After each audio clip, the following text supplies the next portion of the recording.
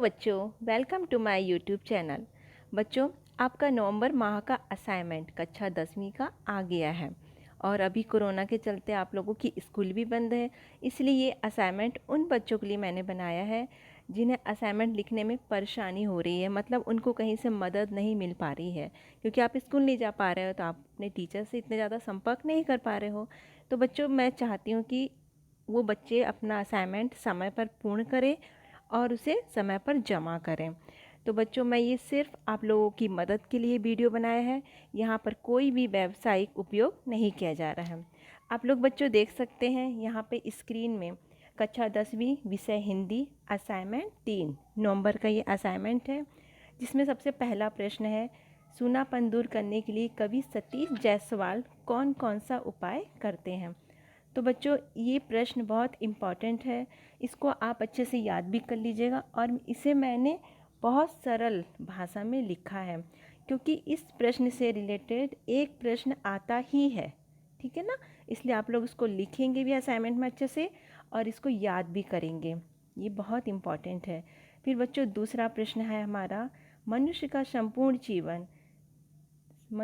संपूर्ण चिंतन, दर्शन और राग विराग लोक कला से सन्निहित क्यों है। तो इसमें भी हमको छत्तीसगढ़ की लोक कला के बारे में बताना है, जो मैंने आप लोग को लिख के दिया है।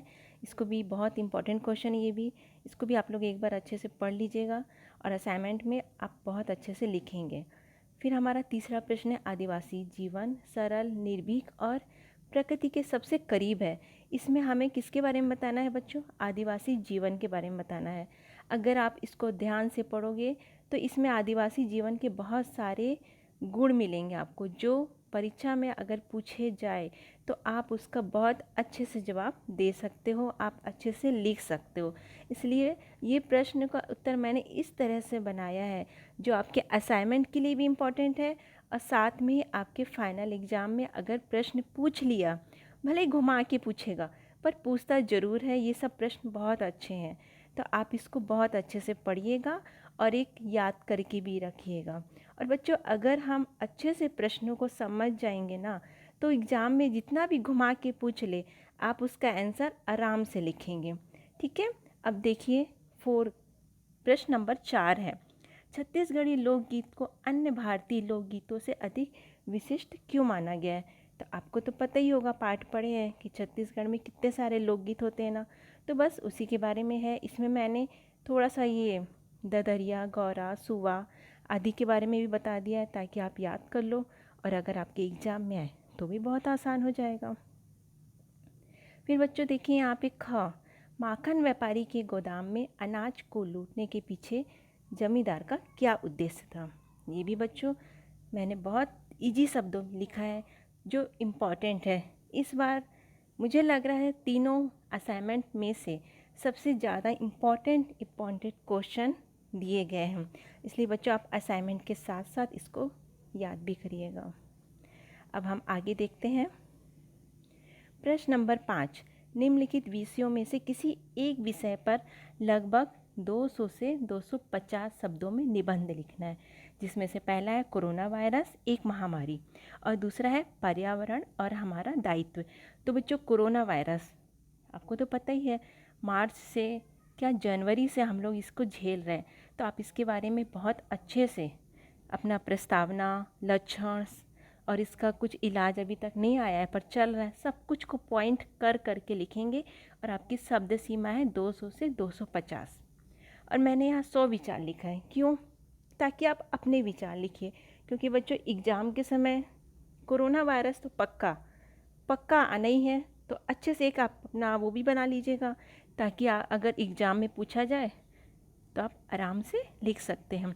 और अगर आपको निबंध लिखने में कोई भी प्रॉब्लम होगी तो आप मुझे कमेंट बॉक्स में लिख के भेजिएगा, मैं आपको लिख के भेज दूँगी, ठीक है। अब बच्चों, सबसे मेन बात इसमें आपको असाइनमेंट में सबसे 2 बात आपको बहुत ध्यान से करना है। पहला क्या है? शब्द सीमा। बच्चों, हर प्रश्न की एक शब्द सीमा होती है और शब्द सीमा के आधार पे अंक होते हैं, तो आप शब्द सीमा का विशेष ध्यान रखेंगे। अगर पूछा जा रहा है 200 से 250, तो आप 200 से कम बिल्कुल नहीं लिखेंगे, भले ही आप 200 से 250 के बीच में लिख दें, पर शब्द सीमा के आधार पे आपको नंबर मिलेंगे, अंक मिलेंगे। अगर आपको अच्छे नंबर लाना है तो शब्द सीमा का बहुत ध्यान रखना पड़ेगा। अगला हमारा मुख्य पॉइंट क्या है? पेज। एक पेज में एक प्रश्न का ही उत्तर लिखें। अगर आप एक पेज में पास पास करके दो दो क्वेश्चन भर दोगे ना, तो वो गलत हो जाएगा। ठीक है, इसलिए अच्छे से शब्द सीमा का ध्यान रखिएगा और पेज का। बच्चों, मैं आप लोग के लिए एक से एक अच्छे अच्छे वीडियो एग्ज़ाम के लिए बनाने की कोशिश कर रही हूँ, और जैसे ही मेरा ये वीडियो बनेगा मैं तुरंत आप लोगों को सेंड करूँगी। और आप लोग को अगर अच्छा लगे तो लाइक कीजिए, और नहीं अच्छा लगे तो डिसलाइक भी कर सकते हैं। ठीक है ना, ये आपके ऊपर है, जैसा आपको अच्छा लगे। अगर आपको अच्छा लगे तो लाइक कीजिए, सब्सक्राइब कीजिए और शेयर कीजिए। और मैंने इसका PDF डिस्क्रिप्शन बॉक्स में डाल दिया है, जिसको आप देख सकते हैं। Okay, thank you, all the best.